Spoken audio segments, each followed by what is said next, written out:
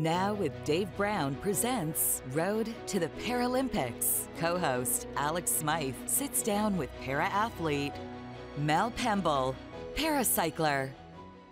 Mel, thank you so much for joining me today. Yeah, of course. Thanks for having me. So for someone who doesn't know, how would you describe your sport and specifically your discipline?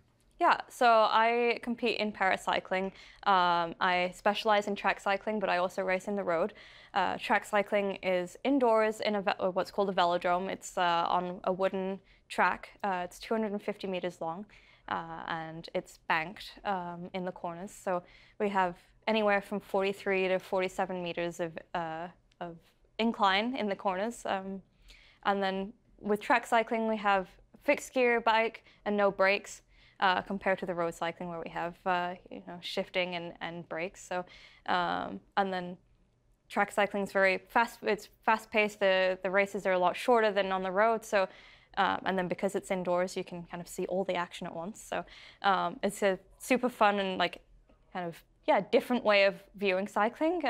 Road cycling, on the other hand, is more brutal, I would say, in terms of like the distances are longer, and you get into that pain cave, it's a different pain cave in the road cycling. Although as a sprinter, I think maybe like other people would say, yeah, it depends on what type of cyclist you are as well. How do you mentally prepare when you're at a competition and potentially you are doing both of those during the competition? How can you mentally prepare yourself for going from one to the other? Yeah, for sure. I think it's also a fact that as much as a lot of us do both, we do have one that we're either stronger in or the one that we're focusing on more. So it's never kind of like 100% for both in terms of like the not the commitment, but you definitely focus on more than the other. So it's not like full pressure for both. And I think that also helps with to be able to mentally prepare for your full, the one that you specialize in.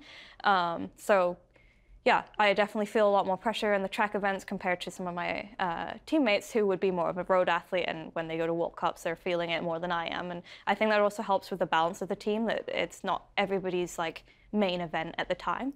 Your start in your Paralympic start had a kind of unique beginning because you first got into sport through the Paralympic search. What was that experience like, and did you ever think that at that time, when you went to that event, you would think, oh, this is where you're going to be down the line? Absolutely, yeah, no, it's definitely not. Entering as a para-alpine athlete and going to that podium search event, originally just went as, I was in town and I was invited as an athlete, so thought it would be, a fun experience to try at least, and I didn't expect at all for the aptitude of cycling to kind of be recognized. And it was Kurt Innes, from the athletic director from Canadian Sports Institute Pacific, that kind of introduced the idea of the velodrome, which I'd never heard of before in Victoria.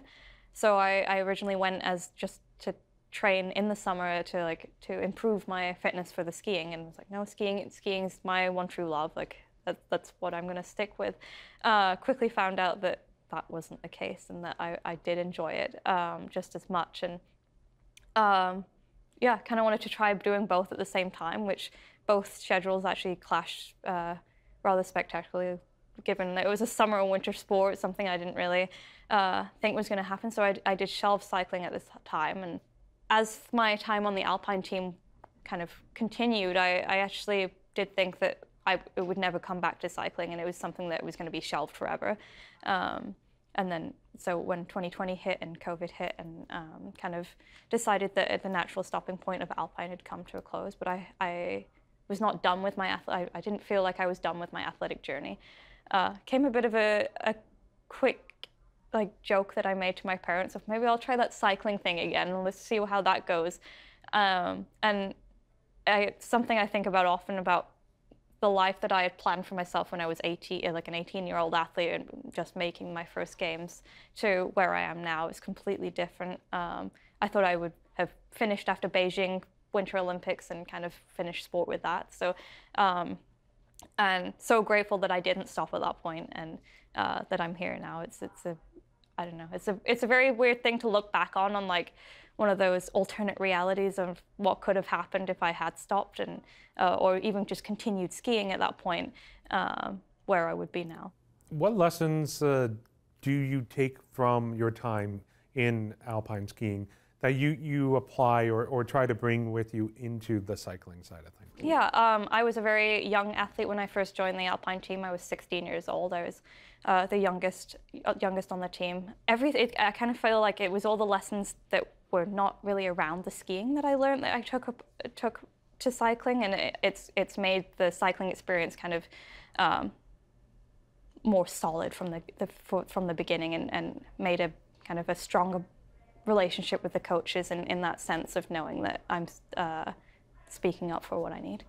Well, that's great to hear. You know, that you have been able to take those lessons. You have been able to learn to advocate and have those conversations and you know, talk to people when you need to, because especially in these high stress environments when you are working and competing towards the Paralympics. What does that mean to you? To not only represent your country and represent Canada, but be able to do it in two different sports and two different kind of Paralympic games, from the winter side to the summer side? If anything, just a confidence booster of knowing that you were able to do both of those things at a high level, and yeah, to be able to call myself both a summer and winter Paralympian. It's just, yeah, if I do make the summer games, it's kind of, well, yeah, one of those I know it's very few people have done it, and I don't know, it's just kind of, it's one of those things that, yes, like there's so many other performances and medals and everything that you can strive for, but there's that title, or that kind of, yeah, that title that you can get is a difficult process, and one that, not that I almost gave up on, but it did get shelved for a very long time, and it was something around 2019, I think, after after my first games, that I didn't think was going to happen, and it's kind of that 14-year-old self that started track cycling, yeah, as a new athlete, like, and seeing myself doing it, but being able to do what I wanted to do when I was a younger self would kind of look upon me and smile. What are your hopes for Paris? To make them. Yeah, yeah. I mean, I still have yet to qualify, and of course, there's still like a long time before getting there. But I feel like I'm in that range where I'm like coming close to that potential or that possibility, and I think that being that close is what makes it easier to kind of push yourself. When you feel like you're going to be more in that, then you're kind of maybe not worried that you're going to lose that potential, but kind of know that if you're very much centered into that, then you have a bit more to lose, versus if I'm like close to a medal potential, then these months leading into the games are going to really push me to try to close that gap. So, Mel, thank you so much. Thank you. Now with Dave Brown, weekdays at 9 a.m. Eastern on AMI-TV. Watch highlights, now streaming on AMI+.